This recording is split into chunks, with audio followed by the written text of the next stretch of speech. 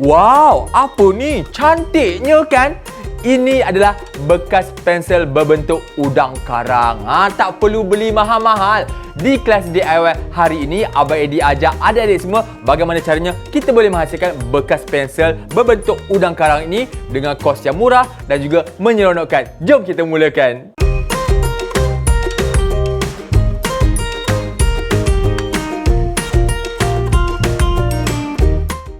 Dan ini adalah bahan-bahan yang kita perlukan.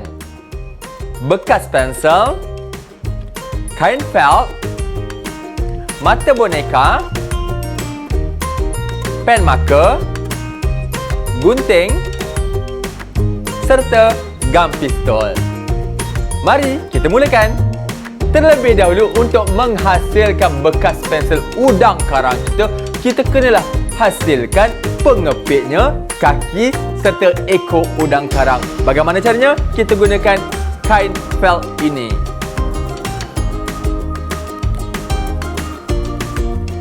Lukiskan bahagian pengepit untuk udang karang. Kita perlukan 2 pengepit udang karang. Kita lukiskan ekornya dan juga kaki udang karang.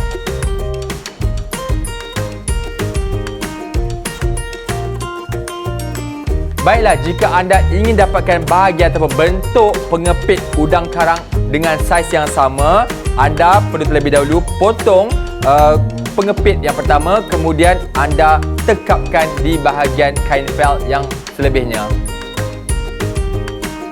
Pastikan adik-adik semua berhati-hati ketika menggunakan objek tajam seperti gunting ataupun pisau.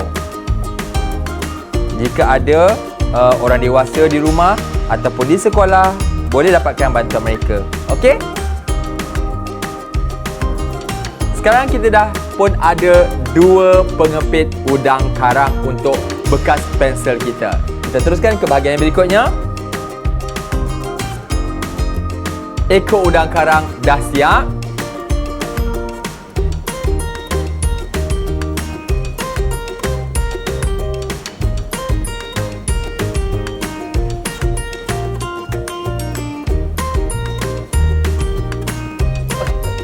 Nah, sekarang kita dah pun ada sepasang pengepit udang karang, 3 pasang kaki dan 1 ekor. Apa lagi?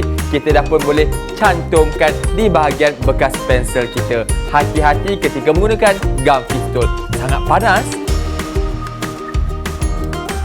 Adik-adik boleh gam di bahagian belakang bekas pensel supaya ianya lebih kelihatan kemas.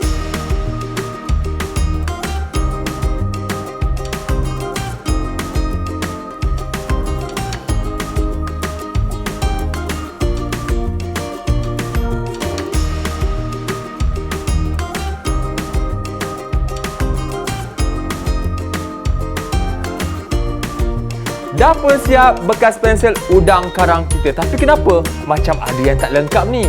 Oh, Abang Addy lupa nak letak mata bagi udang karang ini. Macam mana nak buat? Macam ni. Kita gunakan mata boneka yang boleh didapati di kedai alat tulis.